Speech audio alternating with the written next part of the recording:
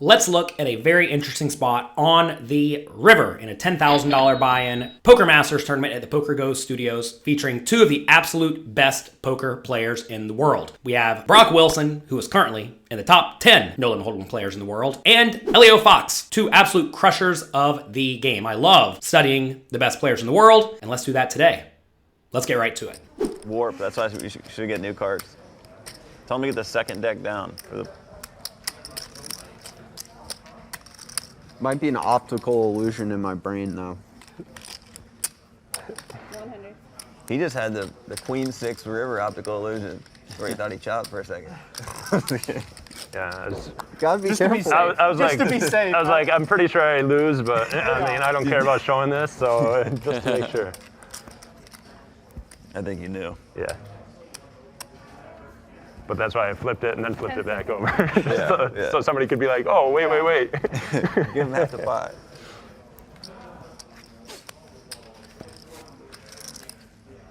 Call. Like, Did I beat it?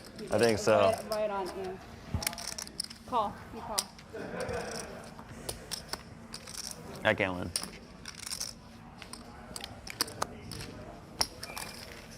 Whenever you are at any final table, it is vitally important that you pay attention to the stack depths. We are playing 25,000, 50,000, and Brock Wilson has 800,000 chips, so 16 big blinds or so. He opts to min raise. This is a spot where some players just rip it in, but I do think min raising is very, very likely the best play in this scenario.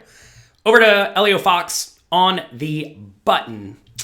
He has a tough spot because he would like to shove it all in this scenario against Brock Wilson's raise, but he has to worry about both the small blind and big blind. Notice Elio has almost 50 big blinds, so does the small blind. You can't go around shoving 50 big blinds when there are players yet to act who cover you, because if they ever wake up with aces, kings, queens, ace, king, it's going to be really, really bad for you. So he has a scenario where he would like to shove, but he cannot, so he does take all of his time figuring out exactly what he should do, and he does call.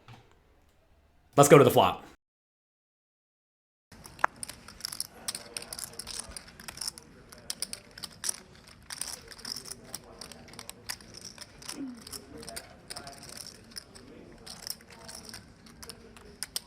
Nine, 7, 3, 1 club. Check.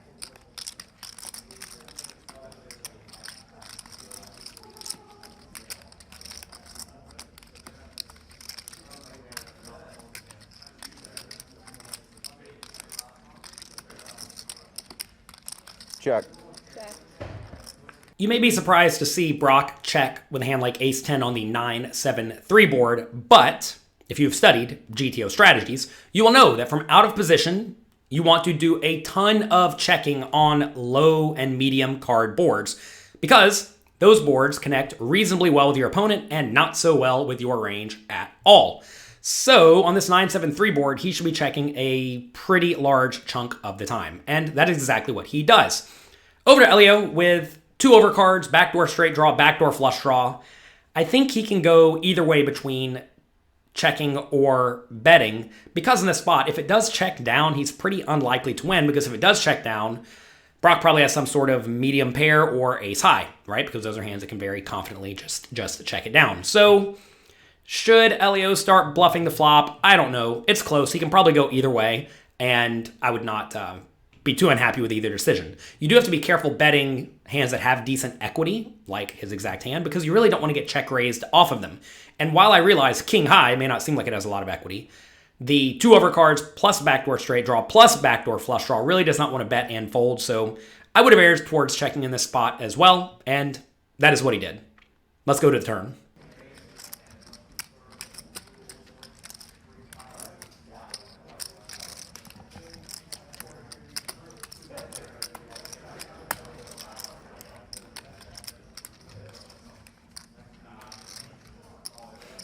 Check.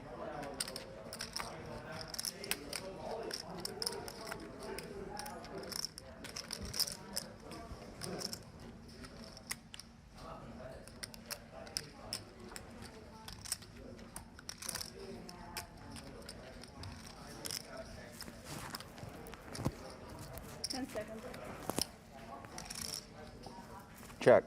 Check. The turn is a 2, and both players check again. I think Brock has a very, very standard check with his ace high, because if it checks down, he probably wins. I think Elio's spot's a little bit more interesting. This is a scenario where when the turn comes a card that does not connect with either player at all, you got to realize when Elio checks back the flop, he probably doesn't have a whole lot of good hands himself. So for that reason, he doesn't get to do a ton of bluffing on this turn, I don't think. So I think he probably just wants to check it back in general, as he does. However, I will say, if you're playing against someone who is not a good, strong, world-class GTO player like Brock is, then maybe you just want to bet, because if you can bet the turn and then jam the river and get them to fold all their ace highs and maybe even some of their under pairs, then this pot is free for the stealing. But that's not going to be the case against someone like Brock, so I think you do have to play a little bit closer to a GTO strategy and just check it back. Let's see what the river brings.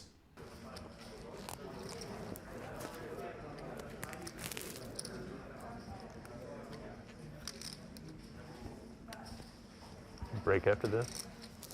Yeah. Level. If we're lucky. Yeah.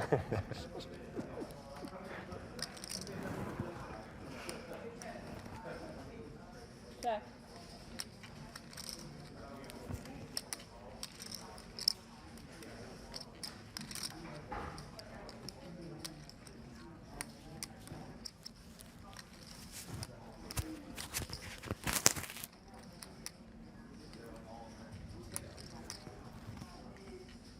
Seconds. 300,000. Ooh, there we go. Almost a pot-sized bet. The river brings an 8, so the board is now 9, 7, 3, 2, 8. Brock checks, and then Elio makes a chunky 300,000 bet, which is right around the size of the pot. It would take something like, what, 40% of Brock's chips to call. In this scenario, what would you do? Would you let it go and fold? Would you call? Or would you go for a very optimistic check, raise, all in? Let me know in the comment section down below. To use some time extensions worth 30 seconds apiece. Facing the pot size bet on the river, you need to figure out which hands your opponents would value bet and which hands your opponents will bluff with, and then find calls with hands that beat the bluffs that also do not block the bluffs so much. And ideally, you want to be blocking some of the value bets. So which hands would value bet in this scenario? Well, Jack 10 would very clearly value bet for a straight. But, very importantly, this is a scenario where hands with a 10 would bluff a decent amount. I mean, imagine if Elio has Queen 10 or King 10. Those are hands that would very likely bluff too. So the 10 is not all that relevant. What are other hands that would very clearly value bet? Well, a hand like Ace 8 suited could very clearly value bet. So I think having an ace in this scenario is a good card to find a call with. And notice, Brock actually does have an ace. Same thing with a weirdly played Ace 9 to slow play, although that probably ends up betting the flop or the turn. Maybe a hand like Ace 7 goes for a thin value bet. I could be convinced of that. So I think in this scenario, having the ace is actually a pretty good card to have. You do not want to have a hand or a card like a king, a queen, or a jack in this scenario, because those are cards that make up a lot of your opponent's bluffing range. Notice Elio could very easily check down a hand like king, queen, king, jack, king 10, or queen, jack, queen 10, and use those hands as bluffs on the river. So I think in this scenario, you especially want to have an ace, and you especially do not want to have a king or a queen. I think the jack and 10 are, closer to semi-relevant cards, but you definitely do not want to have a king or a queen to call in this scenario. Let's see if Brock can find the call.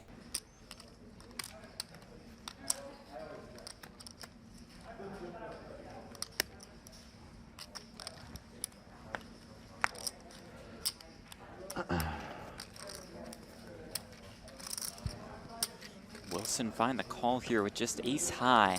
10 seconds.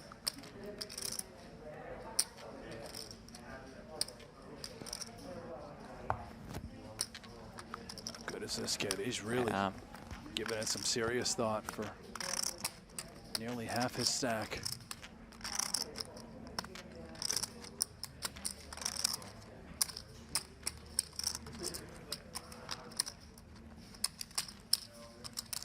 Wow. Makes the call. Wow. And it's a fantastic call at that. Mr. Wilson. That is picture perfect stuff. What a call. Brock uses good, strong GTO principles where he blocks no bluffs and blocks some value bets and finds the hero call at the final table with ace high and is rewarded with a very nice pot. Congrats to him. You all know that I strive to learn from the absolute best players in the world. And, well, I'm pleased to announce that Brock Wilson, one of the top 10 tournament players in the world today, is going to be the newest coach at pokercoaching.com. I am actively trying to learn from the best, and he is literally one of the best. Some of the content you can expect coming out in the very near future are introductions to Pio Solver, where he goes through various in-position versus big blind scenarios. Also, he goes through some high roller hands where he was in the button versus the cutoff, a very common spot that you need to be sure that you master. He also has a video on defense frequencies and why it's important to not overfold, especially against good players, which he proves in this exact video, right? This is a spot on the river where almost everyone folds the ace high, but not Brock, because he knows that if you overfold, you are going to get run over, and you cannot get run over against good, strong opponents. And he also discusses playing in 3-bet pots in softer fields. It is very important that you do not just learn to play like a GTO robot, but also how to adjust to take advantage of whatever your opponent's doing correctly. And in many of his videos, he shows the GTO strategy against a GTO opponent, but also he goes and adjusts and locks in the strategy that he thinks most people will be playing in a situation, which is what you should be doing. We're not trying to play against robots, we're trying to play against humans, and especially in large field events or small and medium stakes tournaments, your opponents are not going to play like robots. They are going to play like humans. And if you know how to maximally exploit them, you're going to crush the game and win loads of money.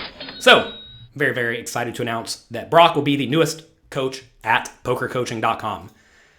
That's going to be it for today. Hope you enjoyed this video. If you did, do me a quick favor. Click the like and subscribe buttons below. Also, huge thanks to PokerGo for letting us use this footage. And thanks to Brock for coming on as the newest coach at pokercoaching.com. Good luck in your games. Have fun. I hope you run hot, and I hope all your hero calls win.